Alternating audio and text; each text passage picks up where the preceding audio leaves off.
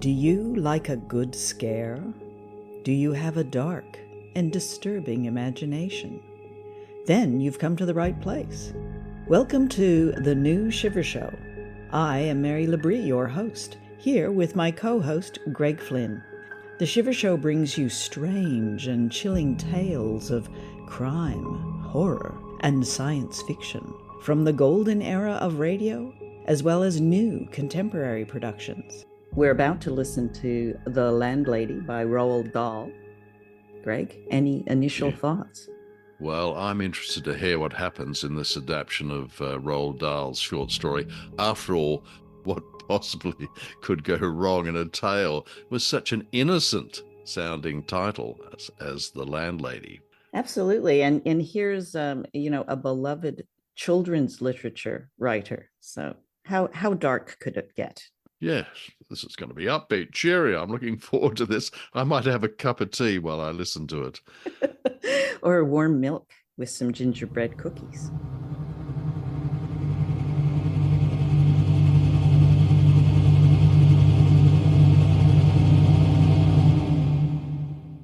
The Landlady, a grown-up tale by Roald Dahl. By the time I arrived on the train, it was about 9 o'clock, and the moon was coming up out of a clear, starry sky over the houses opposite the station entrance.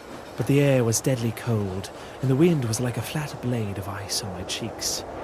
Having never been in Bath before, I took directions from the porter to some cheap local lodgings, a pub called the Bell and Dragon, and made my way briskly down the street. For briskness was the one common characteristic of all successful businessmen, like those big shots up at the head office. They were always so amazingly brisk. As I studied the once swanky facades of the passing houses, now cracked and blotchy with neglect, all of a sudden, in a downstairs window, I caught sight of a printed notice propped up against the glass. It said, "Bed and breakfast." I stopped walking. I moved a bit closer. There was a vase of yellow chrysanthemums standing just underneath the notice that looked wonderful beside the green velvety curtains. I went right up and peered through the glass. Well, there's a nice fire burning the hearth. Look, pretty little dachshund curled up asleep in front of it. Pleasant enough furniture. Large parrot in that cage back there. Animals are usually a good sign in this sort of place. All in all, looks far more comfortable than the Bell and Dragon. Though, on the other hand, a pub would be more congenial than a boarding house. Well, perhaps then I shall walk on and take a look before making up my mind. I turned to go, and now a queer thing happened to me. All at once my eye was caught and held in the most peculiar manner by the small notice that was there. Bed and breakfast, it said. Bed and breakfast. Bed and breakfast. Each word was like a large black eye staring at me through the glass, holding me, compelling me. And the next thing I knew, I was climbing the steps to the front door and reaching for the bell. The woman at this door popped out so fast, she was like a jack-in-the-box. It made me jump. Oh, please come in. The desire to follow after her into that house was extraordinarily strong. I saw the notice in the window. Yes, I know. I was wondering about a room. It's all ready for you, my dear. I was on my way to the Bell and Dragon, but the notice in your window just happened to catch my eye. My dear boy, why don't you come in out of the cold? How much do you charge? 5 and 6pence a night, including breakfast. Fantastically cheap. If that is too much, then perhaps I can reduce it just a tiny bit. It would be 6pence less without an egg for breakfast if you'd like. 5 and 6pence is fine. I should like very much to stay here. I knew you would. Do come in. Just hang your hat there. Let me help you with your coat. I'm afraid we have the house all to ourselves. You see, it isn't very often I have the pleasure of taking a visitor onto my little nest. I should have thought you'd be simply swamped with applicants. I am, my dear I am, of course I am. But the trouble is that I'm inclined to be just a teeny-weeny bit choosy in particular, if you see what I mean. Yes. But I'm always ready. Everything is always ready day and night in this house. Just on the off chance that an acceptable young gentleman would come along. And it is such a great pleasure, my dear. Such a very great pleasure when now and again I open the door and I see someone standing there who's just exactly right. Like you. The second floor is mine, and this one is all yours. Here's your room. I do hope you like it. The morning sun comes right in the window, Mr. Perkins. It is Mr. Perkins, isn't it? No, it's Weaver. Mr. Weaver, how nice. I put a water bottle between the sheets to air them out, Mr. Weaver. It's such a comfort to have a hot water bottle in a strange bed with clean sheets, don't you agree? And you may light the gas fire at any time if you feel chilly. Thank you. Thank you ever so much. I'm so glad you appeared. I was beginning to get worried. That's all right. You mustn't worry about me. Very well, then. I'll leave you now so you can unpack. But before you go to bed, would you be kind enough to pop into the sitting room on the ground floor and sign the book? Everyone has to do that, because it's the law of the land, and we don't want to go breaking any laws at this stage in the proceedings, do we? She's slightly off her rocker, but at this price, what of it? After all, she's not only harmless, but also quite obviously a kind and generous soul. Probably just lost a son in the war, I suppose. So a few minutes later, I trotted downstairs to the living room. The landlady wasn't there, but the fire was glowing warm on the hearth, and the little dachshund was still sleeping soundly in front of it. I found the guest book lying open on the piano, so I took out my pen and wrote down my name and address. There were only 2 other entries above mine on the page, and as one always does with guest books, I started to read them. That's funny. This name, Christopher Mulholland, rings a bell. Now, where on earth have I heard that name before? Now that I think of it, that second name has something familiar about it as well. Gregory Temple, Christopher Mulholland. Such charming boys. They sound somehow familiar. They do, how interesting. I'm almost positive I've heard those names before somewhere. Isn't that odd? Maybe it was in the newspapers. They weren't famous in any way, were they? Famous? No, I don't think they were famous. They were incredibly handsome, both of them, just exactly like you, my dear. Look here. This last entry is over 2 years old. Dear me, I never would have thought it. How time does fly away from all of us, doesn't it, Mr. Wilkins? It's Weaver. Of course it is. How silly of me, I do apologise. Now, dear, come over here, sit down beside me on the sofa, and I'll give you a nice cup of tea and a ginger biscuit before you go to bed. You really shouldn't bother. I didn't mean you to do anything like that. I'm almost positive it was in the newspapers I saw them. I'll think of it in a second, I'm sure I will. Now, wait just a minute. Christopher Mulholland, wasn't that the name of the Eton schoolboy who was on a walking tour through the West Country? Milk and sugar? Yes, please. And then all of a Eton sudden... schoolboy? Oh, no, my dear, that can't possibly be right. Because my Mr. Mulholland was certainly not an Eton schoolboy when it came to me. He was a Cambridge undergraduate. Come over here now and sit next to me and warm yourself in front of this lovely fire. Come on, your tea's all ready for you. There we are. How nice and cosy this is, isn't it? As we sipped our tea in silence, I knew that she was looking at me. Her body was half turned toward me, and I could feel her eyes resting on my face, watching me over the rim of her teacup. Oh, Mr. Mulholland was a great one for his tea. Never in my life have I seen anyone drink as much tea as dear, sweet Mr. Mulholland. I suppose he left fairly recently. Left? But my dear boy, he never left. He's still here. Mr. Temple is also here. They're on the 4th floor, both of them together. How old are you, my dear? 17? 17? Oh, it's the perfect age. Mr. Mulholland was also 17, but I think he was a trifle shorter than you are. In fact, I'm sure he was, and his teeth weren't quite so white. You have the most beautiful white teeth, Mr. Weaver. Did you know that? They're not as good as they look. They've got simply masses of fillings in them at the back. Mr. Temple, of course, was a little older. He was actually 28, and yet I never would have guessed it if he hadn't told me. Never in my whole life. There wasn't a blemish on his body. A what? His skin was just like a baby's. That parrot in the corner. You know something? It had me completely fooled when I first saw it through the window. I could have sworn it was alive.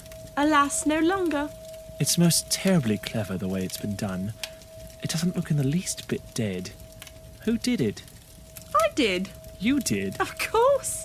And have you met my sweet little Basil as well? I realized that the dachshund had been just as silent and motionless as the parrot. I put out a hand and touched it gently on the back. It was hard and cold, and when I pushed the hair to one side, I could see the greyish-black skin underneath, perfectly preserved. Good gracious me, how absolutely fascinating. It must be awfully difficult to do a thing like that. Oh, not in the least. I stuff all my little pets myself when they pass away. Will you have another cup of tea? No, thank you. The tea tasted faintly of bitter almonds, and I didn't much care for it. Oh, you did sign the book, didn't you? Oh, yes. Oh, good. Because later on, if I happen to forget what you were called, then I can always come down here and look it up. I still do that almost every day with Mr. Mulholland and Mr. Temple. Gregory Temple. Excuse my asking, but haven't there been any other guests here except them in the last 5 years? No, my dear. Only you.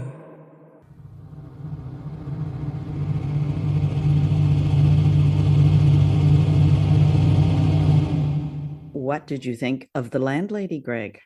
Mary, there's no doubt that Roald Dahl excels at introducing creepy twists into his stories. I must say I found these books, apparently those aimed at children, such as Charlie and the Chocolate Factory, I found them unsettling. When I read them to my daughters when they were very young, I'd pause and I think, I don't know. It's a bit out there. It's not. They're not unlike the fairy tales in the mode of the Brothers Grimm, Hansel and Gretel, and Little Red Riding Hood. Little Red Riding Hood. You've got a granny eating wolf. I mean, Indeed. Hansel and Gretel. You've got a kidnapping witch. I mean, good heavens. Yeah, cannibalism, no problem. Child abduction, bring it on. That's right. And just think of the poor kids' sugar levels. They could have type 2 diabetes after visiting this witch. Yeah, absolutely. Roald Dahl, I think, correctly understands that it doesn't matter what age we are. We love a good scare and good villains. What I also liked about this particular radio play is the original story is still available online in the magazine it first appeared in, which is the New Yorker, and the play is faithful. It's obviously been edited down and adapted, but nevertheless, it does follow the plot, and that's quite nice. Yes, I really loved the Foley in this. This is a more recent production, so it's not, golden era kind of radio play. It's actually recorded. It was recorded in the 80s, so it's actually got quite good quality Foley in it. All the sound effects when he's walking up the street and coming into the apartment and whatnot, quite beautiful, nice and clear. And the next thing I knew, I was climbing the steps to the front door and reaching for the bell. The woman at this door popped out so fast, she was like a jack-in-the-box. It made me jump. Oh, please come in. The desire to follow after her into that house was extraordinarily strong. Getting back to Roald Dahl, there are a couple of trivia notes that I thought people might be interested in. As they may know, he wrote the film script for Chitty Chitty Bang Bang, which in turn was based on the story by James Bond author Ian Fleming, who was, in the British Secret Service. And Dahl himself, during World War II, flew Hurricane fighter aircrafts in battle with the Luftwaffe over Greece. So you can't fault Dahl's courage, although you may be wary of some of his spookier imagery. Yeah, he was a fighter pilot, Ace. If you have any interest, is quite in his wartime exploits and what happened to him was quite interesting. I thought I was quite surprised to read about all that. I don't want to get into debate with Dahl over one point, though, but I was rather upset and disturbed by this description. The lead character, this 17-year-old, incredibly handsome, according to the landlady, Mr. Weaver. Now, Mr. Weaver's in favor of brisk walking. because he says it's the one common characteristic of all successful businessmen. Now, I know this is getting away from the plot. Nevertheless, rubbish, I say, absolute rubbish. I'm wary of people who walk briskly. It's disturbing. Now, are you a brisk walker, Mary? I'm afraid so. Well, well, when I was a journalist covering the magistrates' courts in an Australian port city called Fremantle, each day there'd be men charged with being drunk in public, right, every morning. And virtually every drunk had been gulping down what was known in Fremantle as the White Lady, which was in fact methylated spirits, Ooh. fried their brains, and every one of those drunks walked briskly into the dock. And that's how they walked around the street. In my own defense, though, I don't always walk briskly. I sometimes really stroll very, very casually. Depends on where I am. A flaneur, as I believe the French would say. Flaneur. So back to the landlady, if we can. What about the landlady? Well, what I was going to say about the landlady that I loved is the foreshadowing. So it starts with the little dog curled up and sleeping, in the window, and he goes, "Oh, somebody who likes animals. It's got to be pretty nice." And then, he sees the parrot in the cage. So you get all this foreshadowing. Everything's fine. The woman's creepy, too friendly, little over eager. Immediately Lisa's, rents out the room to him. I love the way he built that up. Created the sense of tension. Look, pretty little dachshund curled up asleep in front of it. Pleasant enough furniture. Large parrot in that cage back there. Animals are usually a good sign in this sort of place. All in all, looks far more comfortable than the Bell and Dragon. Yeah, I totally agree. That's that landlady with that folksy, welcoming charm. But there's a cheery note, if that's possible, of hidden menace there. And particularly when she, just in passing, we said, well, what happened to the other two guests who were staying there? Oh, they're still on the 4th floor 5 years after disappearing. I think that's giving the game away. That's a hint of what may be coming. It is also, you realize the tea is going to be a problem. Yes, absolutely. Well, I don't want to jump ahead, but I think that's the moral of the story. Beware of people who offer you tea that tastes of bitter almonds, because even the accompanying ginger biscuit won't take away the taste or the horror that awaits you. So that's arsenic, right? Is that right? I assume so. I better Google. I was wondering about that tea. I think the almond taste is arsenic. Not that I'm a professional poisoner, but no, it's not dissimilar, I would say, in taste to Earl Grey, a revolting tea. I think that's probably what she served him. The thing that I was a little bit frustrated with this recording is that the way it's served up, and I retrieved it from YouTube. There's no credit for the voice actors, so we know who the writer is, but there's no credit given to the two voice actors who I think are great in this. So if anyone listening out there has heard this recording and knows who these voice actors are, please let me know. Contact me through the Shiver Show on any of our social media, because I would love to credit them if I can. Yes, indeed. I thought they were terrific too. But getting back to the landlady there, she's surrounded by death. And as you pointed out, so the dachshund and the parrot are, as we say in Australia, completely stuffed. And they reminded me of the dead parrot sketch in the English comedy series Monty Python. That's the sketch where the John Cleese character is arguing with a pet shop owner that the parrot. This is a dead carrot. Well, the parrot that the Cleese character has bought is dead. So Cleese shouts that the parrot has passed on. This parrot is no more, ceased to be, expired, gone to its maker. It's a late parrot. Now, you have to say in this show that's one ex-parrot that woman's got on her shelf. Yeah. Now, I'm not quite certain. This is written in 1959, so I'm not quite certain if 5 shillings and sixpence is a good bargain. But I did think you're getting one measly egg for breakfast if you make it through the night. It seemed a bit as I think you have said in the past, this is a woman who's not going to appear on Airbnb with a lot of, 5-star ratings. No, she's definitely not going to get a 5-star rating or be a super host on Airbnb. Yes, it's kind of fun. Greg, have you ever stayed in a creepy place?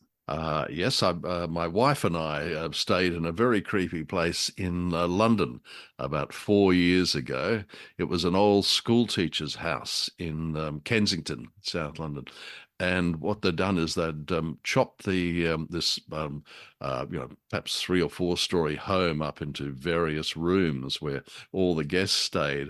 And one thing I didn't quite like was the fact that there was no ensuite. So at 2 a.m. in the morning, if you're a mature age man like myself, or 3 a.m., you do tend to go for a wander to the bathroom. Yeah. And you're walking down these dark halls and wondering. And not dissimilar to when we stayed in France in an old castle. And in the middle of the night, you actually had to wind down the stone stairs to get to the toilet. And I'll absolutely swear, as I passed some guy with a head under his arm standing on the staircase, and the head said to me, "Bonsoir," as I passed. So I'm easily scared. Easily scared is the point. Yes. Yeah. I mean, that I can't top those, Greg, but I have definitely stayed in some very strange places. Yes, especially when I was younger and poorer. I stayed in an accommodation when I was going to uni, and they were super creepy. Like one of the woman, I never actually ever saw her. She was in this room, and she used to speak to me from the other room, like Mrs. Bates. Nice. All right. What? In Psycho, Yes, indeed. Yeah. She would make comments, and her husband was always offering to no, well, in fact, he was very worried about my getting a sunburn. So he was always saying, "I have just the thing, I could rub it into your skin, you'll find it." It's like, you're not touching my skin, man.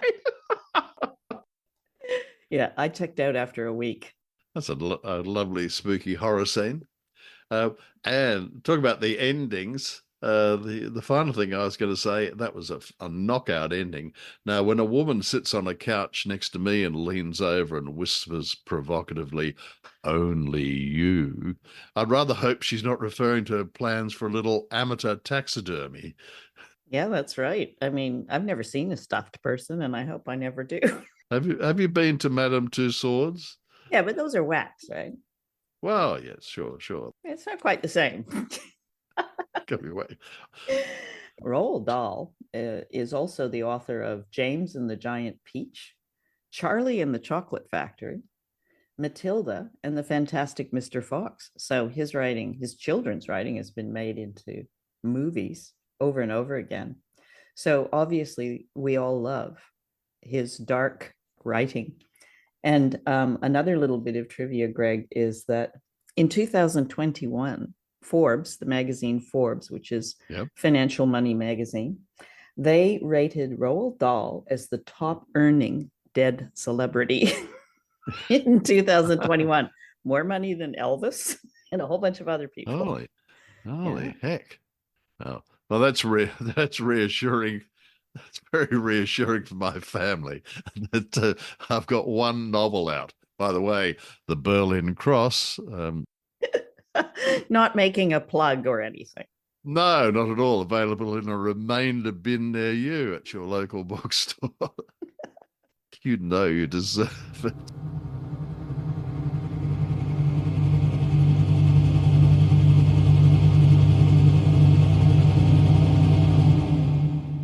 So it's time for listener mail, Greg.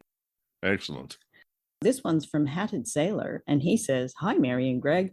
Love the show, and your discussions at the end are my favorite part." Thank you, Hatted Sailor. When I listened to the Hitchhiker episode, Greg said that the main character was a corporeal ghost. In other words, a physical, like having physical form. But I have a theory for you. Everyone on the road trip is a ghost, including the hitchhiker, the driver, the girl hitchhiker, and the gas station guy. What do you think of that? Wow, that's very Twilight Zone, isn't it? Mm. That's quite nice. I quite like that. That would explain a lot of things. Yeah, I thought that was a bit mind-blowing when I saw that. Yes, I'm sold. Yeah, I'm sold too. Hatted sailor. Yes, yes. No, I can accept that. It's so logical. Thank Yeah. goodness somebody pointed that out. And I think that when he phones home, he's kind of connecting with the real world, but only briefly. No, Yeah. that's a very good thinking. Delightful. All right, well, that's listener mail. Great. Marvelous, marvelous. It's lovely to hear from the listeners.